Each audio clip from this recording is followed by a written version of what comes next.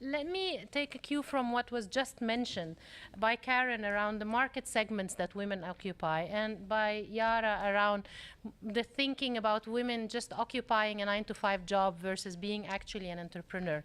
And entrepreneurship, especially high growth entrepreneurship and innovation, often come hand in hand. So this next 15 minutes of our conversation, we are going to hear from 3 of our distinguished panel members around that space. What does it, how do we create the space for innovation and entrepreneurship to actually thrive?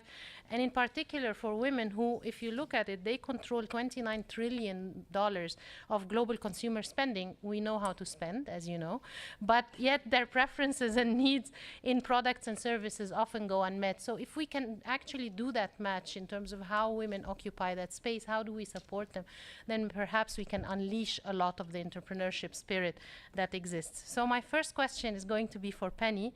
And your organization is world renowned for the work they do in incubating and supporting entrepreneurs. And innovation is part of, obviously, the work that you try to cultivate. So how do you pass on that mentality to entrepreneurs worldwide? Can you tell us about the role of having also gender-inclusive startup ecosystems and that promote innovation in your work, having worked in this spectrum for a number of years? Sure. Thank you. Well, first of all, thank you for having us here on the panel. It's a real pleasure and an honor to be here today. You know, for those of you that don't know what 1776 is, it is a global startup incubator headquartered here in Washington, D.C., but with offices or campuses also in Crystal City, Virginia, New York, and in Dubai. But we also have we work and believe and truly believe that you shouldn't be limited by your geography to whether or not to be able to have the access to the resources that are needed to be able to become a high growth or just a growing entrepreneur. And so we also have a virtual platform, and on our virtual platform we have an additional array of startups in which we work with, but over 1,000 mentors. And by having the virtual platform, we are able to make connections throughout the world to be able to match maybe those that are going through some different, trying to solve for some complex challenges with the industry expertise from around the world. So that is one way in which we do, and it actually helps with on the gender neutrality of it, removing a little bit sometimes and having it more on a virtual platform instead of a live and in person oftentimes does take or brings the gender into a neutral area and be able to grow and have those thought moments with each other. So there's different things in which we try to do, and we also try to encourage the exposure of our startups. As was mentioned, we have over 500 startups both on our virtual and on our physical campuses. And we do know that all of the women entrepreneurs face the same challenges to financing, challenges to exposure, and a lot of that is not having that access to a pipeline, or so much of this business is friend of a friend refers, and the friend of the friend refers what they know, and what they don't know gets often lost. And so trying to find ways and areas in which we can highlight and bring them to bear and to show them and have the exposure of what some of these most amazing women are doing to be able to solve for some of the most complex challenges that we have. I can point to an example of one of them that we have in our portfolio out of LA, and she started a company called Hop Skip Drive, and what it is a more secure Uber. She was she didn't want to put her kids in an Uber because she wasn't sure about the verification of the driver, and so she created her own company called Hop Skip Drive, in which it's a background check, it's an ID, there's a full secure, the mothers are able to, kind of monitor their children in a much higher safety way, or a safer way, which they felt safer. And so this has gone on, and she has just raised her Series B, and so she is really propelling and had tremendous growth over the last 18 months.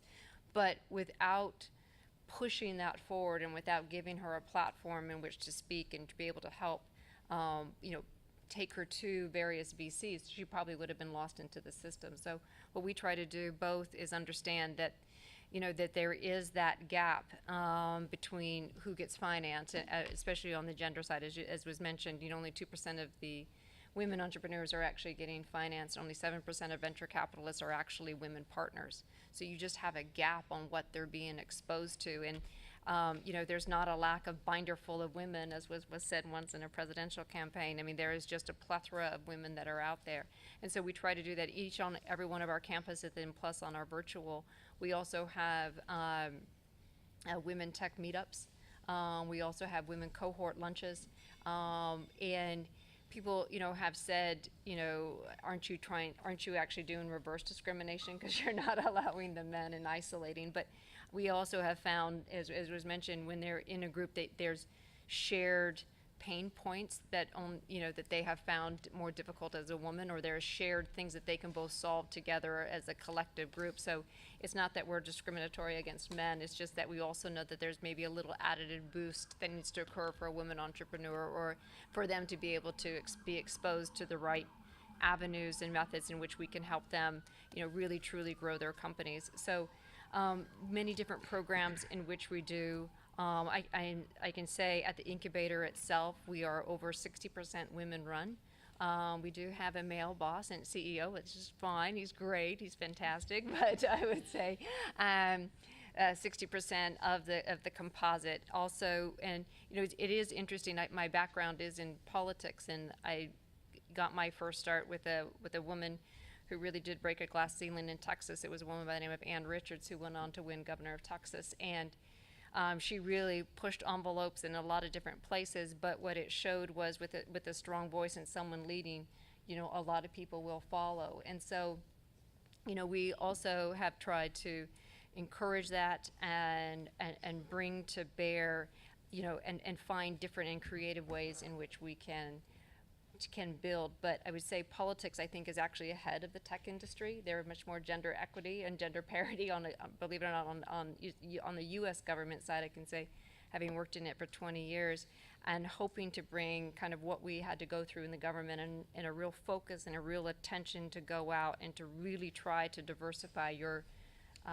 offices in every aspect, that hopefully the tech industry can come along and be on parity soon.